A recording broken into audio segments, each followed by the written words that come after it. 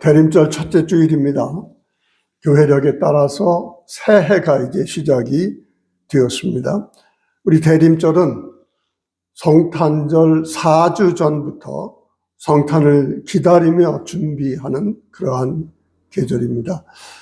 우리 그저 교회 생활에 익숙하다 보니까 이러한 중요한 절기를 그냥 하나의 절기처럼 행사처럼 지나버리지만은 이러한 특별한 절기를 맞이해서 그 의미를 되새기고 그리고 주님이 오셨다고 하는 것, 우리 생일을 준비하고 축하하고 그 다음에 이제 그렇게 오셔서 인간을 만나 주셨던 우리 예수님, 그분의 생신을 기다리며 준비하는 거죠. 축하하는 거죠. 그러나 그분은 동시에 말씀 가운데서 우리를 만나십니다. 지금도 우리는 말씀으로 오시는 주님을 준비하며 말씀이 우리 가운데서 주실 말씀, 깨달음, 그리고 격려 이런 것을 받기를 기다리고 준비하는 그러한 마음이 우리 중요한 것이죠. 이제 세 번째로 주님의 오신다라고 하는 것을 기다리고 준비한다고 하는 것은 예수님께서 승천하시면서 제자들에게 말씀하셨어요. 내가 다시 오리라. 영광 중에 심판주로서 다시 오리라. 요즘 들어서 이런 종말론적인 그러한 신앙이 많이 쇠퇴했습니다.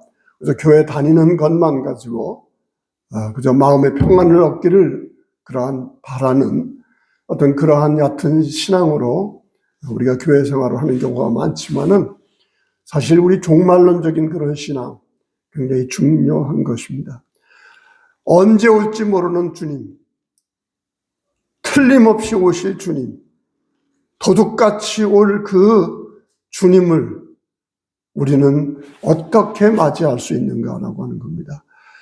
내일 오신다고 할 때, 다음 주에 오신다고 할 때, 과연 우리는 주님을 맞이할 준비가 되어 있는가? 라고 하는, 그러한 것을 되돌아보는 그러한 것입니다. 그리고 이런 종말을 얘기할 때에 많은 사람들은 두려움을 얘기를 해요. 많은 종말론자들이 그 종말론을 잘못 해석을 해서 우리에게 협박을 주는 그러한 의미로 해석을 많이 합니다만은 그래서 많은 사이비 종교들이 그러한 종말론적인 어떤 그러한 협박, 그러한 것을 두려움을 심어주면서 이제 자기들 말을 듣도록 그렇게 쇠뇌를 시키지 않습니까? 그러나 우리 기독교인들의 신앙은 무엇이냐면 오실 주님은 바로 2000년 전에 이 땅에 오셔서 우리를 위해 십자가에 달려 돌아가신 분이고 지금도 말씀을 통해서 우리 가운데 오시면서 우리의 죄를 용서하시기를 원하시고 우리를 사랑으로 품어주시는 그러한 분이시다라는 거죠. 그래서 다른 사람들은 정말 그러면 두려워하지만 물론 우리도 두려운 마음 가운데 준비해야 합니다. 그러나 그 기다림은 우리에게는 기쁜 즐거움입니다. 기쁜 기다림이고 그리고 정말 마음 가운데서 주님 어서 오시옵소서라고 기도하는 그러한 기다림이라고 하는 것입니다. 이러한 기다림의 중요성, 또 이번 대림절을 맞이해서 주님의 오심, 이미 오신 분에 대한 축하, 그 의미를 다시 생각하고 감사하며 지금도 말씀 가운데서 우리를 만나시고 우리에게 말씀하시고 격려하시고 복 주시려고 하는 그런 우리 주님을 어떻게 준비할 것인가, 또 어떻게 맞이할 것인가 해서 주님이 원하시는 대로 우리 마음속에 받아들이고 정말 중요한 것이죠. 재림을 약속하신 주님께서 언제 오실지 모르는데 과연 우리가 거기에 준비되어 있는가? 우리가 많은 공경을 당하고 어려움을 당할 때 주님 어서 오시옵소서. 우리 현실 가운데서도 그런 이야기를 하고요. 그 다음에 이제 이 세상 가운데서는 그렇게 우리가 원하는 완전한 그러한 평안을 얻지 못할 때에 우리는 죽음을 넘어서 있는 그러한 주님의 약속, 영생의 약속을 믿으면서 주님 어서 오시옵소서, 그런 마음 가운데 이 영생을 이미 살 수 있는 그런 신앙을 재확인해야 될 것입니다. 오늘 본문들은 모두 기다림이라고 하는 주제를 담고 있습니다. 물론 기다림 가운데서는 여러 가지 요소가 있습니다. 각 본문들마다 다른 배경과 맥락에서 말씀하고 있지만은 하나님의 오심에 대해서, 그리고 그 하나님의 오심을 간구하거나 찬양하는 그런 성격, 그리고 그 하나님 어서 오시옵소서, 그리고 하나님이 오실 때 우리는 어떻게 해야 될 것인가, 또 왜 하나님 오심을 우리가 기도해야 되는가, 그런 여러 가지 맥락에서 말씀을 해주고 있습니다. 먼저 우리 기다림이라고 하는 차원이 얼마나 중요한 것인가라고 하는 것을 먼저 좀 생각을 해보려고 해요. 기다림이라고 하는 것은 인간이 시간을 의식하기 때문에 그렇죠. 이러한 시간을 의식하면서 사는 것이 인간 삶의 특징입니다. 과거, 현재, 미래, 우리에게 다 중요합니다. 기억을 잃어서 과거의 모든 것을 잃어버린 사람은요, 현재도 자기가 누군지 모릅니다. 지금 내가 누구인지 알게 해주는 것은 과거이지요. 물론 과거는 지나가 버린 겁니다.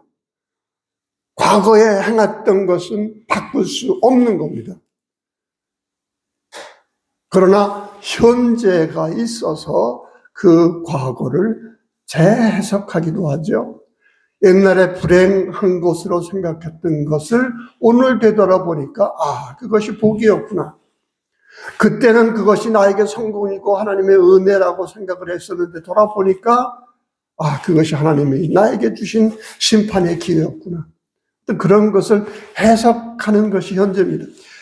과거는 변할 수 없어요. 그러나 과거를 현재로 끌고 와서 어떤 의미를 부여하는 것은 현재입니다.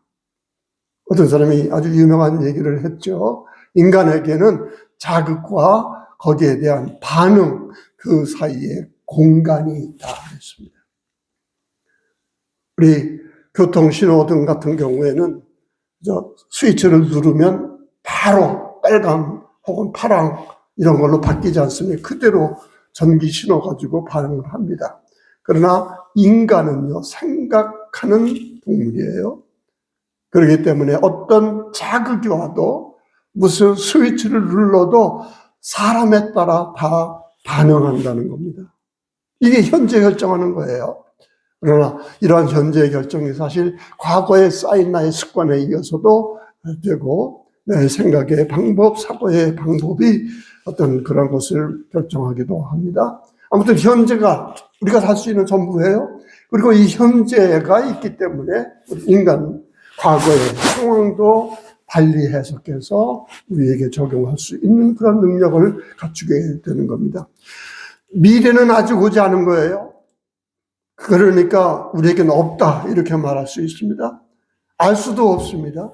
그러나 미래를 우리는요, 기다림으로 현재 속에 가지고 올 수 있습니다. 우리는 현재만 살 수 있지만은 사실 과거가 있기 때문에 그 과거에 대해서 내가 어떻게 회상하고 그것을 어떻게 현재로 가져오는가 라고 하는 것이 우리의 삶을 결정하는 것이고요. 또 미래는 없는 거고 오고 있는 것이고 알 수 없는 것이지만은 우리의 기다림 가운데서 현재로 앞당겨 와서 우리는 미래를 살 수 있는 것이라고 하는 그러한 것입니다.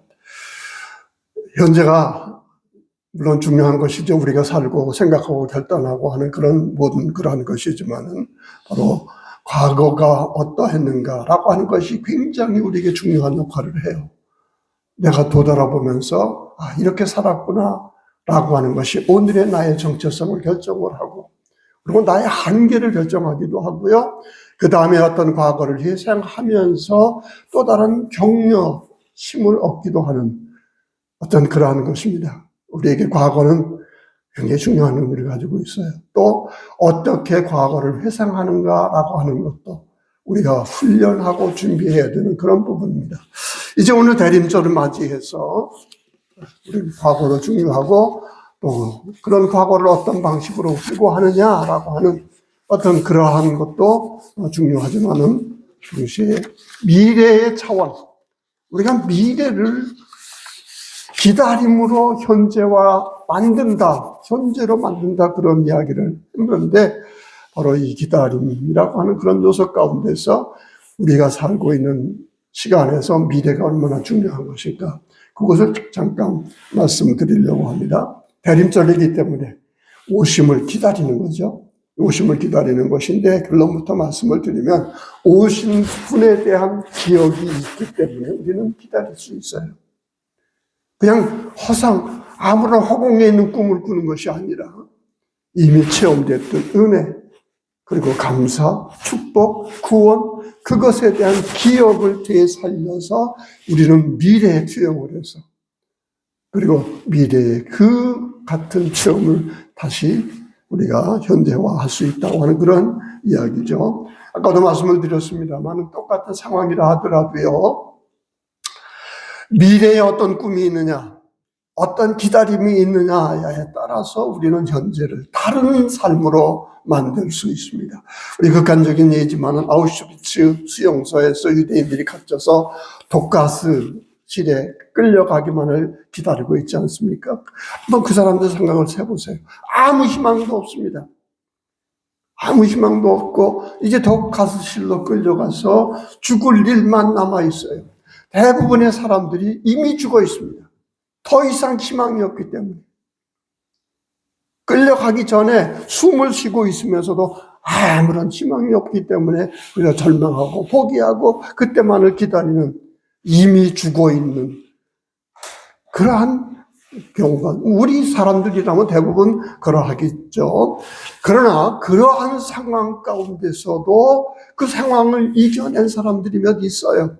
빅터 프랭클이라고 하는 사람이 대표적인 사람인데 이 양반은 그 상황 가운데서도 상황이 나를 결정하지 않는다. 지금 어떠한 상황 속에 어떠한 시간을 살더라도 내가 이 시간의 의미를 결정하는 것이다. 라고 생각하면서 수용소 나갈 생각을 합니다. 그리고 밖에 사랑하는 가족이 있어요. 그가 얘기하려고 하는 것은 사랑하는 대상이 있고 내가 살아야 할 의미가 있다고 한다면 현재를 이겨낼 수 있다는 거죠. 아우슈비츠 그 수용소에서조차도 그는 그 꿈을 버리지 않고요. 양반은 심리학자인데 종이 쪽지에다가 글을 씁니다. 그래가지고 그 수용소에서 나오게 되었을 때 그 글을 모아서 책을 썼는데 이게 세계적으로 아주 유명한 책이 되었습니다. 우리나라에는 죽음의 수용소에서 이렇게 번역이 되었습니다만 원래 제목은 뭐냐면은 의미를 찾는 인간 그랬습니다. 미래의 삶의 의미 그것이 미래에 있어요. 어떤 그것이 있기 때문에 지금 내가 살아야 할 이유가 있는 겁니다. 미래에 그런 것들이 없다고 한다면 그냥 이 상황에 포기하고 그죠? 아무런 희망도 갖지 않고 그죠? 끌려다니는 시간에 끌리고 상황에 끌리고 이미 죽어있는 그런 삶을 살 수밖에 없는 것이죠. 미래에 어떠한 희망을 두고 있는가? 그 미래, 아직도 나는 살아 있어야 돼. 무엇을 기다리기 때문에. 나는 살아야 할 그 이유가 무엇이 있어. 그것이 오늘 현재의 삶의 의미를 만든다고 하는 그런 것이죠. 아인슈타인은 이 삶을 여러 사람들이 꿈을 가지고 열심히 노력하고 다 사람마다 다르지 않습니까? 그러나 헛된 꿈을 꾸는 경우도 많고요.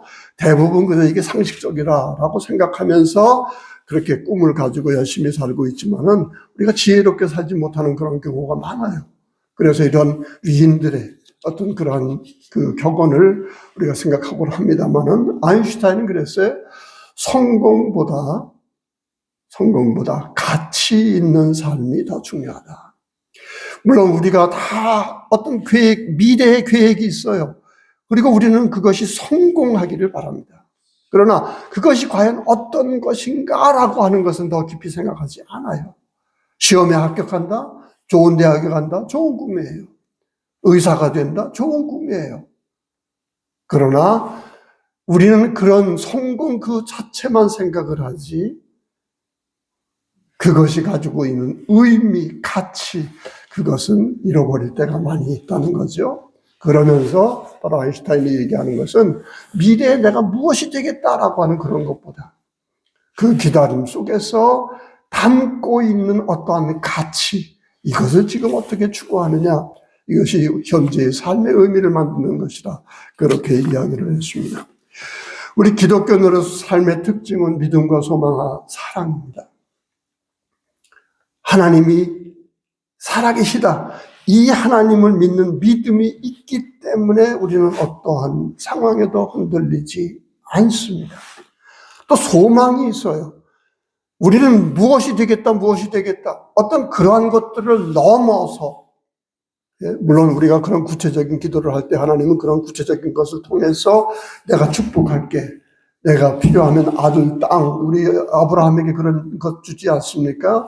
실질적으로 우리의 필요한 것들을 주시면서 하나님께 계속 기도하게 만들죠. 그리고 그러한 것들 통해서, 기도를 통해서 결국 하나님을 만나기를 원하는 겁니다. 이게 하나님을 만나는 그 하나님과의 교제, 하나님과 함께 사는 삶, 하나님과 영생을 누리는 삶, 이것이 우리의 소망이거든요.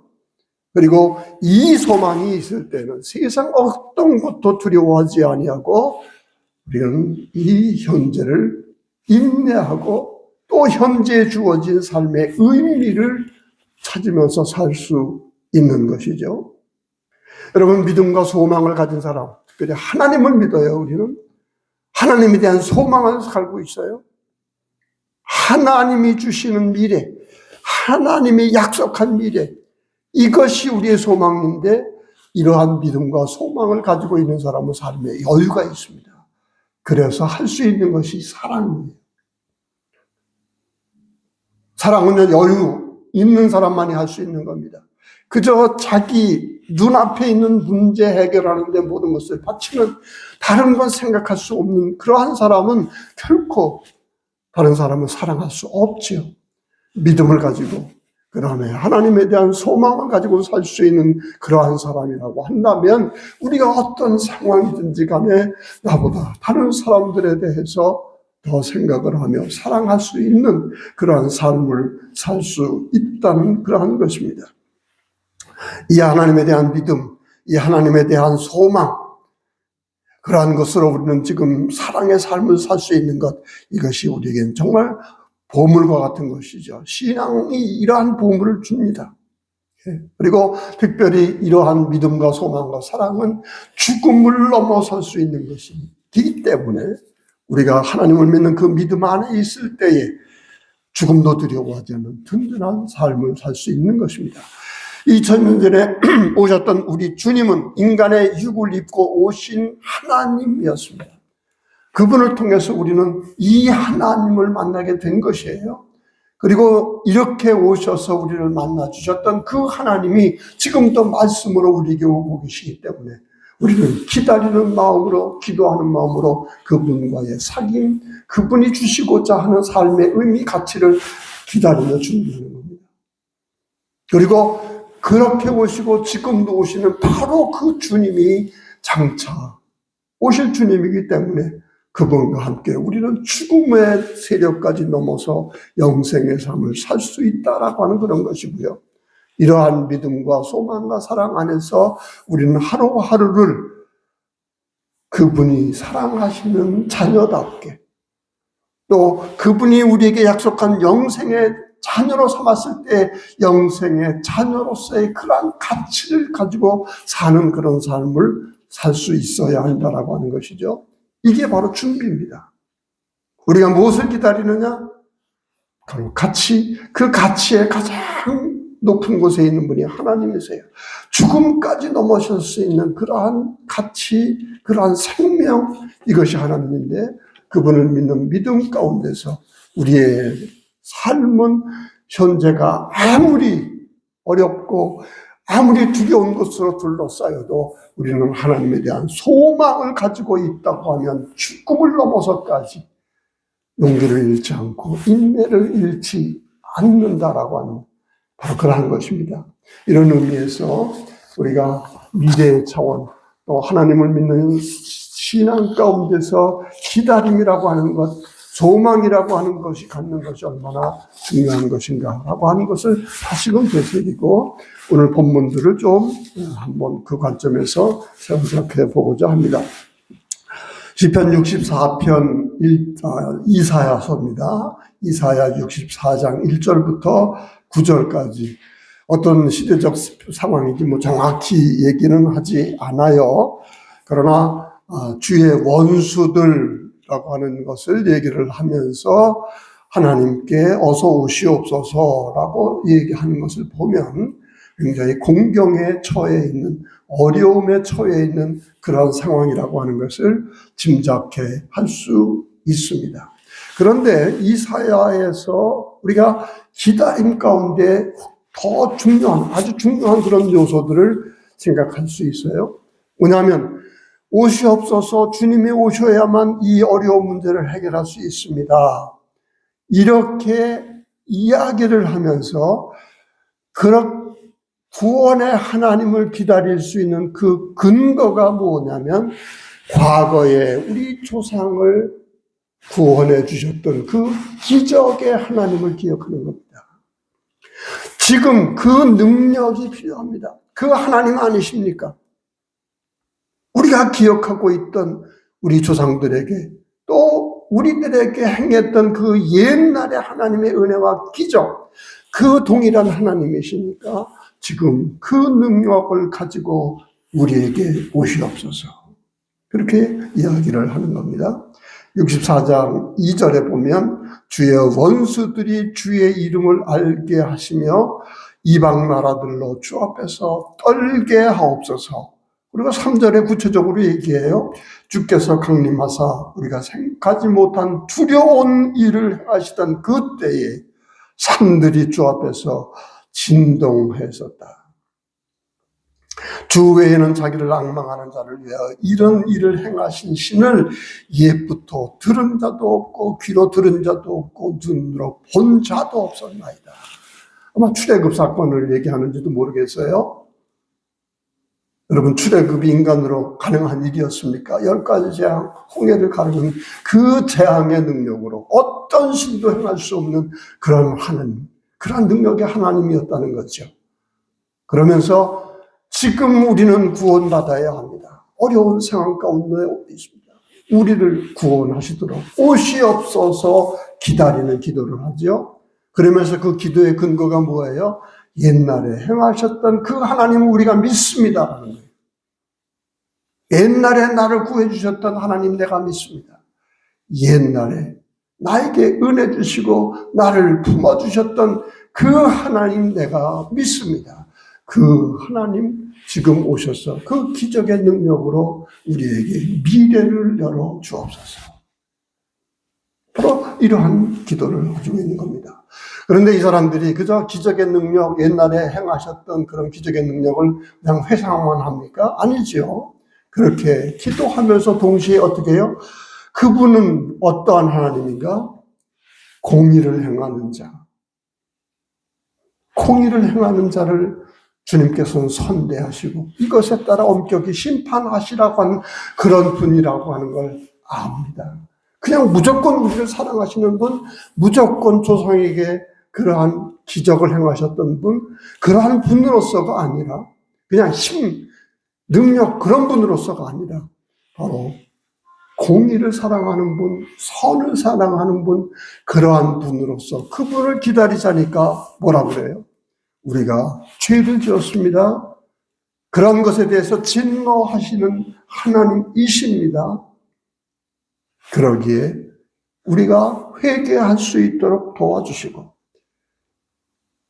바로 그러한 하나님을 맞이할 수 있는 그러한 우리가 되게 해 주십시오 라고 하는 것을 후반부에서 얘기하고 있는 겁니다.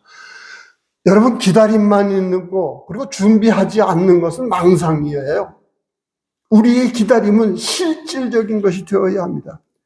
우리의 기다림은 미래에 그냥 일어날 어떤 막연한 그러한 것이 아니라 준비하는 가운데, 그리고 그분의 오심을 준비하는 가운데 그분이 누구냐, 무엇을 원하시는 분이냐라고 할 때 우리는 거기에 맞게 현재를 사는 겁니다.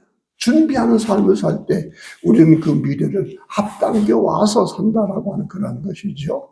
그래서 옛날에 행하셨던 그 은혜, 기적, 그것을 기억하는 일이 그만큼 중요한 것이고요. 그래서 그것을 오늘도 그 기적이 일어날 줄 믿습니다라고 하는 믿음, 그리고 그분이 어떠한 분인가라고 하는 것을 생각을 하면서 그분을 기다릴 때 그분이 정말 우리 가운데서 오시기 위해서 우리는 어떤 자격을 갖추고 어떠한 것을 준비를 해야 되는가. 바로 이것이 신앙 가운데서 기다림의 중요한 요소라고 하는 것입니다. 시편 80편도 마찬가지 얘기를 하지요. 80편에 보니까 80편 1절에 보니까 요셉을 양떼와 같이 인도하시는 이사름 목자여 귀를 기울이소서, 그룹 사이에 좌정하신 이여 빛을 비추소서. 그리고 특별히 에브라임, 베냐민, 므낫세, 이 그전에 우리 북이스라엘의 그 지파들인데 아마 그 지파들이 모여있던 곳에 아마 전쟁이 일어났는지 외국에 침입이 일어났는지 아마 그런 상황을 얘기하는 것 같아요. 주의 능력을 나타내사 우리를 구원하러 오소서. 그러면서 돌이켜서 주의 얼굴을 비추어 주옵소서. 이 얼굴 빛을 비춘다 우리 아론의 축도에도 나오는 이야기입니다만 구약 사람들이 주의 얼굴을 비추어 주십시오. 주의 빛을 우리에게 비추어 주옵소서. 그것은 우리에게 관심을 가지고 우리에게 은혜를 주시고 우리를 축복해 주십시오라고 하는 그러한 이야기거든요. 아마 지금 이러한 공경을 당할 때에 주님께서 우리를 안 본다, 지금 외면하고 계신다, 아마 그런 그림을 생각해 볼 수 있을 겁니다. 이들이 공경을 당했어요. 지금 침입을 당했어요. 주님의 힘이 필요합니다. 하나님께 얘기를 합니다. 우리의 힘으로는 어쩔 수 없습니다. 그러나 하나님이 개입하시면, 하나님이 우리가 뭘 잘못했는지 우리를 외면하시는 그 얼굴을 우리에게 돌리시면 우리는 이제 밝은 미래를, 평안한 미래를 살 수 있습니다. 그러면서 얘기를 하죠. 그러면서 왜 하나님이 이 공경을 주셨을까라고 하는 걸 깊이 생각을 해요. 왜 우리는 미래가 지금 어둡고 불안하고 평안을 우리가 얻지 못할까? 하나님께서 뭔가 우리에게 분노를 가지고 계시지 않는가라고 하는 것을 생각을 하고 있어요. 나머지 부분이 바로 그러한 이야기들입니다. 80장 5절에 보면 주께서 그들의 눈물의 양식을 먹이시며 많은 눈물을 마시게 하셨나이다. 주의 백성이 앞에서 기도하는데 언제까지 노하시면서 그 기도를 외면하십니까? 지금 그 얘기예요.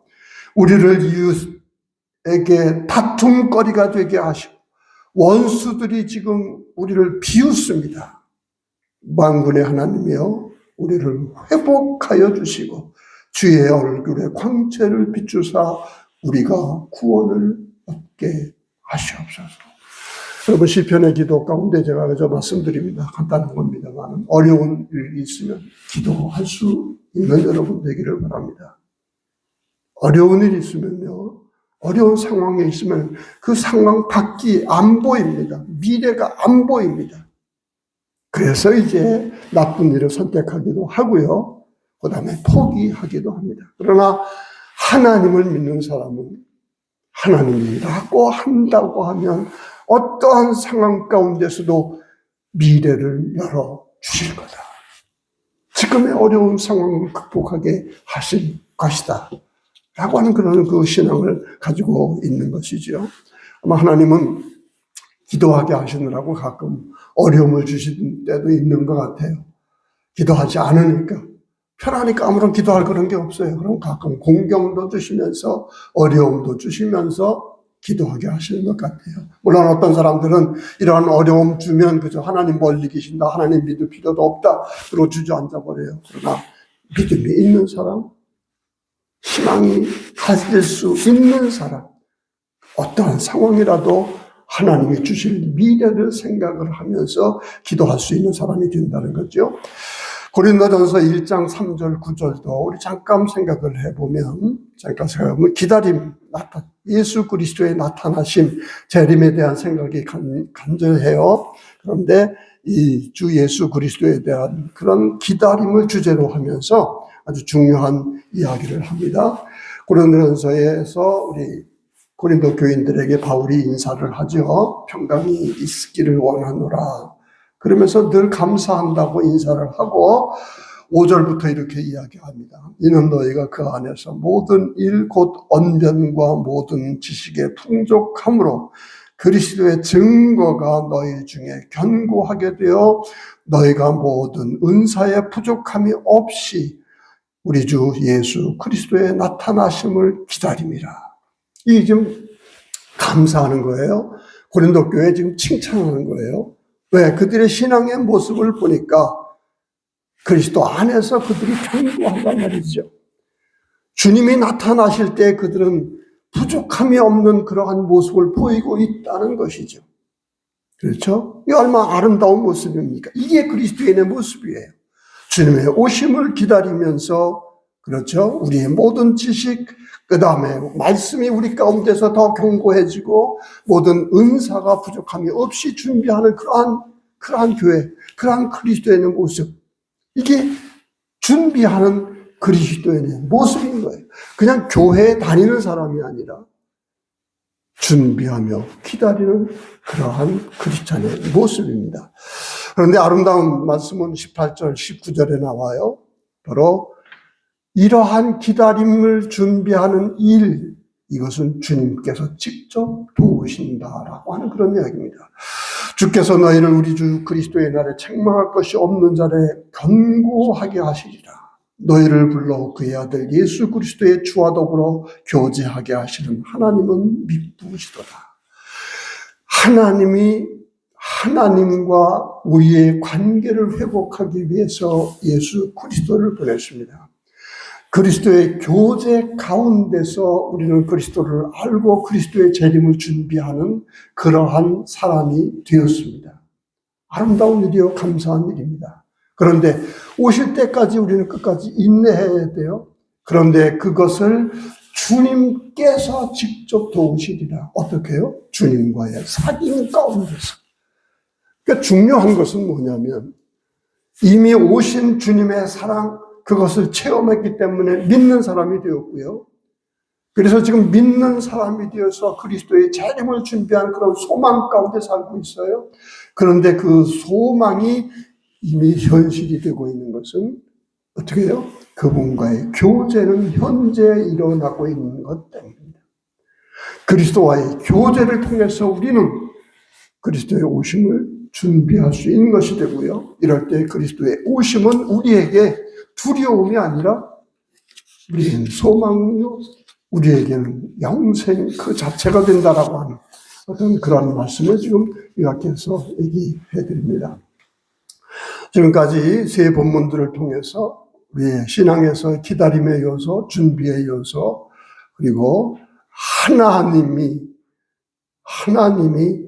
전능의 하나님으로서 우리에게 모든 상황, 어떠한 상황이라도 극복하게 할 수 있는 그러한 하나님이다라고 하는 그 믿음 가운데서 그러한 기도가 가능한 것이다.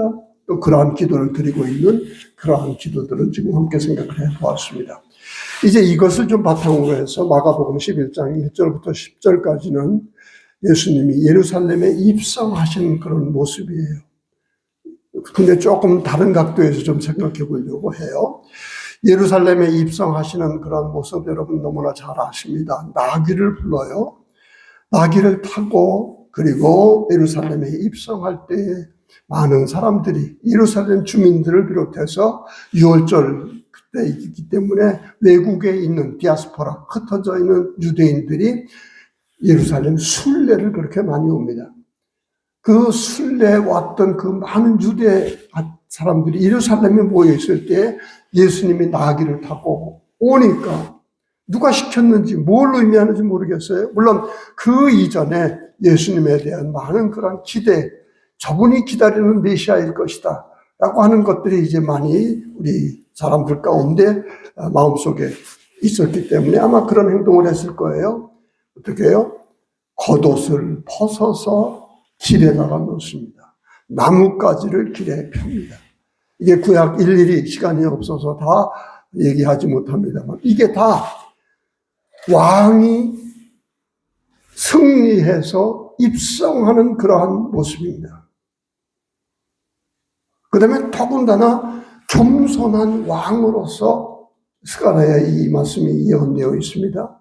이런 모든 모습을 통해서 왕으로서 분명히 예루살렘에 입성한다라고 하는 것을 지금 보여주고 있어요. 이 사람들이 알고 하든 모르고 하든 그리고 어떤 기대를 갖고 있든 지금 구약의 말씀에서 예언했던 그 참 왕이 예루살렘에 입성하는 그러한 것을 지금 보여주고 있습니다. 이 장면은 예언의 성취입니다. 말씀의 성취고 하나님이 드디어 그 약속을 지키신다. 예수 그리스도를 통해서. 그 입성의 모습을 보여주고 있는데 막 사람들이 얘기를 하죠. 호산나 찬송하리로다. 우리 조상 다윗의 나라여 가장 높은 곳에서 호산나. 여러분 호산나가 도우소서 그런 뜻이거든요. 도우소서. 메시아를 기다리면서 하는 찬송이에요. 우리를 구원해 주셔서 앞에서 얘기했던 지금 로마의 지배를 받고 있습니다. 이 지배에서 벗어나 평화를 누리게 하시고 자유를 누리게 하소서라고 하는 그런 기도일지 모르겠습니다. 그런데 이러한 입성 모습 가운데서 우리가 생각해야 될 것이 있어요. 물론 겸손한 왕으로 오시죠. 그러나 여기에 대해서 예수님은 아무런 반응도 하지 않으십니다.